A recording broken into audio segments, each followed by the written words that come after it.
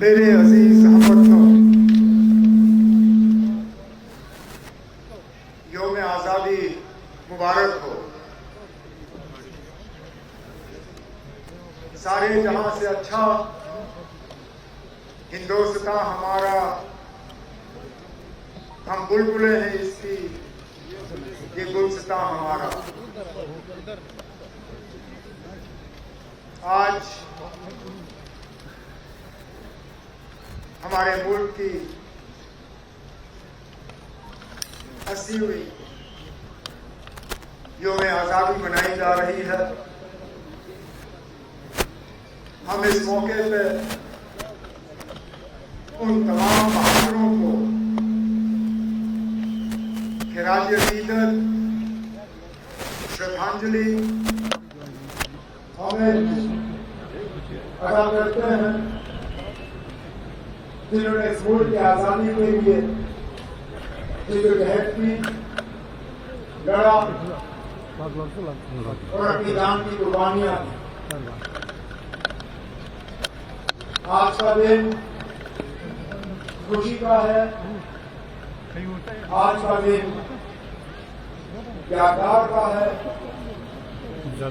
آج کا دن سوچ وچار کرنے کا ہے، حساب دینے کا ہے۔ آج کا دن اس لیے ہے کہ ہم اپنے آپ میں یہ سوچیں کہ جس ہندوستان کو بنانے کے لیے 80 سال پہلے ان بہادر لوگوں نے لڑا، اپنی جان کی قربانی دی، جس ہندوستان کا ذکر میں نے شروع میں کیا، سارے جہاں سے اچھا ہم بلبلے ہیں اس کی، یہ گلستان ہمارا۔ کیا واقعی ہم نے وہ ہندوستان قائم کیا ہے؟ اگر نہیں تو کیا کرنا باقی ہے؟ شاید آزادی کے 80 سال بعد یہ اچھا موقع ہے کہ ہم اس پہ سوچیں اور آگے کے لیے جو درست کیا جا سکتا ہے وہ کریں۔ جب ہم ملک کی آزادی کی بات کرتے ہیں، جب ہم جموں کشمیر میں 15 اگست کی بات کرتے ہیں، تو بنا جموں کشمیر کے سب سے بڑے لیڈر، سب سے کارآمد شخص، بابا قوم جناب شیخ محمد عبداللہ کو خراج عقیدت پیش کرے بنا یہ موقع ادھورا ہوگا۔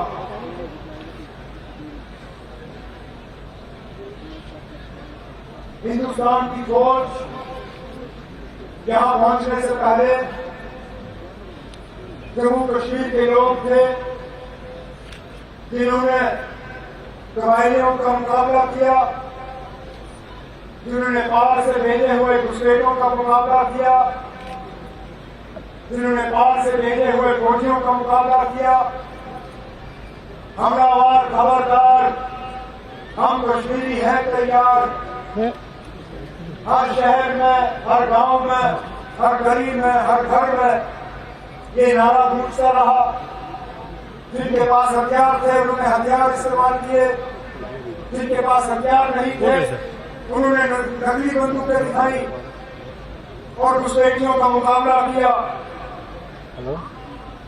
ہزاروں کی تعداد میں یہاں بہادر لوگوں نے اپنی جانوں کی قربانیاں دی۔ کوئی بات نہیں، ٹھیک ہے، پھر بھی آپ رکھ دیجیے ریکارڈنگ۔ جب میں سرحد کے پار اور LOC کے پار کے آج حالات دیکھتا ہوں تو مجھے پتا چلتا ہے کہ 80 سال پہلے ہمارے لیڈروں نے جو ہمارے لیے فیصلہ لیا تھا وہ صحیح فیصلہ تھا۔ جن لوگوں نے یہ نعرہ بلند کیا تھا حملہ آور خبردار، وہ لوگ صحیح تھے۔ جو انہوں نے قربانیاں دی وہ قربانیاں صحیح تھی۔ ہم جن جن کا نام لیں، آج مجھے اس جیسے شخص یاد آتے ہیں جن میں ماسٹر عبدالعزیز جو نیشنل کانفرنس کے ایک لیڈر تھے، جن کو بے رحمی سے مظفرآباد میں مارا گیا تھا، ٹھیک اسی حملے کو روکنے کے لیے، انہی قبائلیوں کو روکنے کے لیے، انہی گھسپیٹیوں کو روکنے کے لیے آج جب ہم LOC کے پار جموں کشمیر کے اس حصے کا حال دیکھتے ہیں تو دکھ ہوتا ہے، افسوس ہوتا ہے، ہم پریشان ہوتے ہیں۔ اپنی جگہ مجھے اس بات کا احساس ہے کہ شاید اگر ہمارے حالات 2019 میں بدلائے نہیں گئے ہوتے تو اس حصے کے جموں کشمیر کے لوگ آج ہمارے ساتھ دوبارہ جڑنے کا احتجاج کر رہے ہوتے ہیں۔ وہ حصہ جموں کشمیر کا وہ ہمارا ہی ہے، ہم ان لوگوں کو اپنا ہی سمجھتے ہیں، کوئی پرایا نہیں، کوئی غیر نہیں۔ آج بھی جموں کشمیر کے قانون ساز، جموں کشمیر کے اسمبلی میں ان کے لیے سیٹیں رکھی جاتی ہیں، اس امید کے ساتھ کہ ایک نہ ایک دن وہ لوگ جو ہیں ان خالی سیٹوں کا استعمال کر پائیں گے۔ ہمارے ملک کی جو سب سے بڑی طاقت ہے ہماری جمہوریت اور ہمارا فیڈرلزم، وفیقیت۔ جمہوریت کو ہر حال میں بچانا، جمہوریت کو ہر حال میں مضبوط کرنا، جمہوریت کو ہر حال میں زندہ رکھنا، یہ ہماری بہت بڑی ذمہ داری ہے۔ لیکن اس کے ساتھ ساتھ اس ملک کے فیڈرلزم کو بچانا، مضبوط کرنا، اس ذمہ داری سے بھی ہم پیچھے ہٹ نہیں سکتے۔ ہمارا ملک ایک ایسا ملک ہے جس کو ایک یونین آف اسٹیٹس، ایک ریاستوں کا جوڑ نہ صرف کہا جاتا ہے، سمجھا جاتا ہے، بلکہ آئین کی طور اس چیز کو تسلیم کی جاتی ہے۔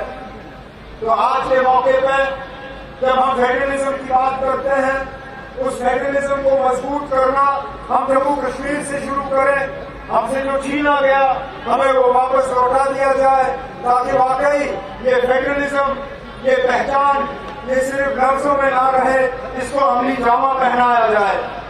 لیکن فیڈرلزم کو مضبوط کرنا صرف ایک ریاست، ایک یوٹی کو ریاست بنانا نہیں، بلکہ ریاستوں کو مضبوط بنانا، اس ملک کی تمام ریاستوں کو مضبوط بنانا ہی فیڈرلزم کو دوبارہ جنم دینا اور فیڈرلزم کو ٹھیک رکھنا ہے۔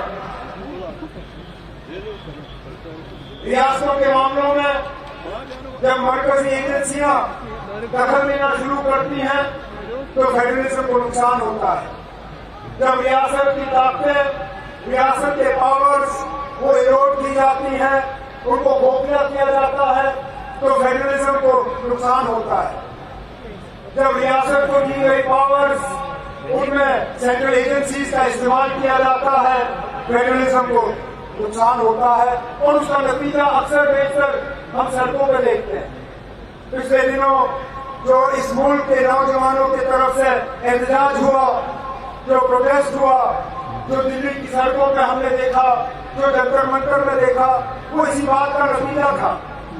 ہمارے فیڈرل اسٹرکچر کے تحت ایجوکیشن اور ہیلتھ دونوں چیزیں جو ہے وہ ریاست کی ذمہ داری تھی، یہ ریاست کی ذمہ داری ہے بھی، لیکن امتحان کا سلسلہ بدلا گیا۔ نیٹ اور NET جو ہے، یہ JEE، یہ امتحان جو ہے یہ بنائے گئے، اور ریاستوں کو جو حق تھا میڈیکل کالجز اور انجینئرنگ کالجز میں ایڈمیشن دینے کا، وہ حق ان سے لیا گیا۔ نتیجہ یہ دلی میں اسی سلسلے کے خلاف احتجاج اور آندولن۔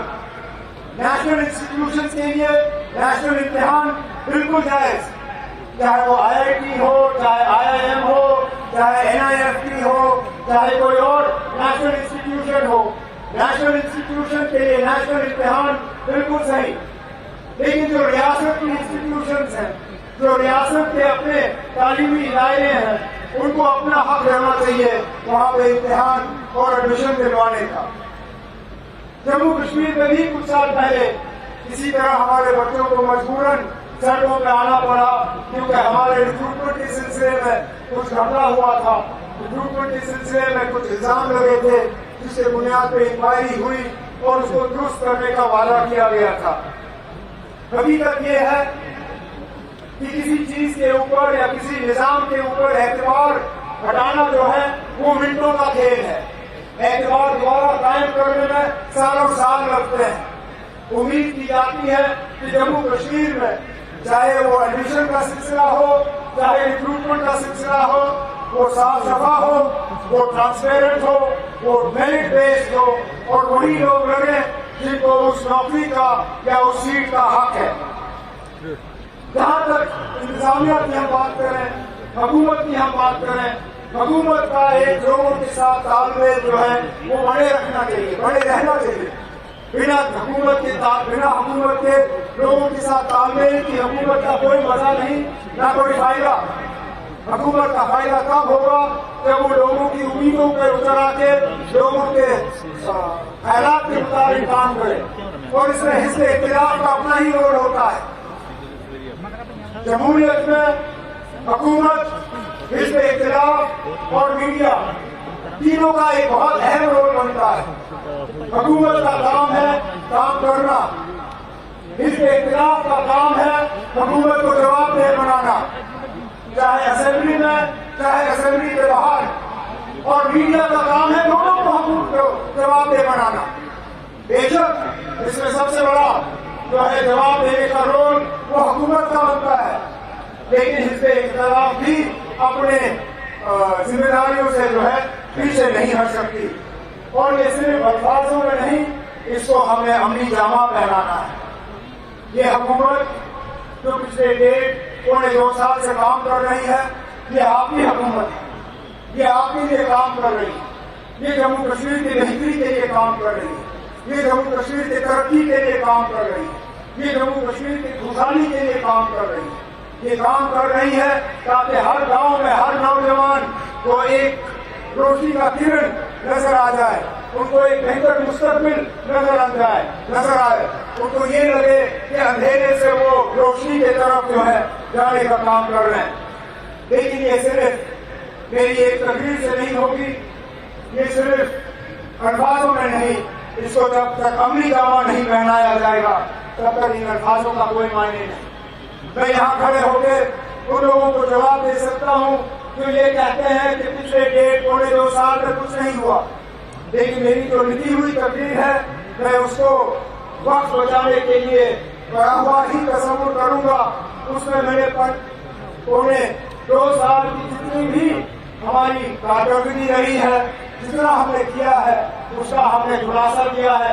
लेकिन आज के मौके पर मैं जम्मू कश्मीर के आवाम को यकीन दिलाना चाहता हूँ कि हम आपके लिए हैं, हम आपके नुमाइंदगी करते रहेंगे, हम आपकी खिदमत करते रहेंगे, हम जम्मू कश्मीर को उस दर्जे पर पहुंचाने के लिए जो है अपना काम करते रहेंगे।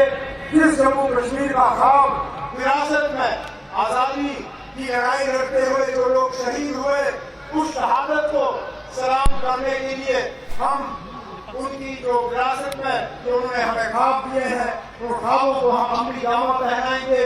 चाहे वो जम्मू कश्मीर को दोबारा वो खसूसी दर्जा वापस दिलवाना हो, चाहे जम्मू कश्मीर की कॉन्स्टिट्यूशनल गारंटीज उनको दोबारा बहाल करना हो, चाहे वो जम्मू कश्मीर के रियासत का दर्जा दोबारा वापस हासिल करने के लिए हो, चाहे जम्मू कश्मीर में एक तरक्की का नया दौर यहाँ चलाने के लिए हो।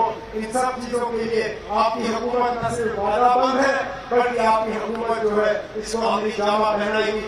लेकिन आज के मौके पर मैं एक बार फिर आप सब हमवतनों को जो मैं आजादी में मुबारकबाद पेश करते हुए उम्मीद करता हूँ कि अगले 80 साल हमारे मुल्क के इन पिछले 80 सालों से और ज्यादा शानदार हों, और ज्यादा तरक्की से भरे हुए हों, और ज्यादा भाईचारे से भरे हुए हों, और ज्यादा अमन और खुशहाली से भरे हुए हों। बहुत बहुत शुक्रिया। जय हिंद, जय जम्मू कश्मीर।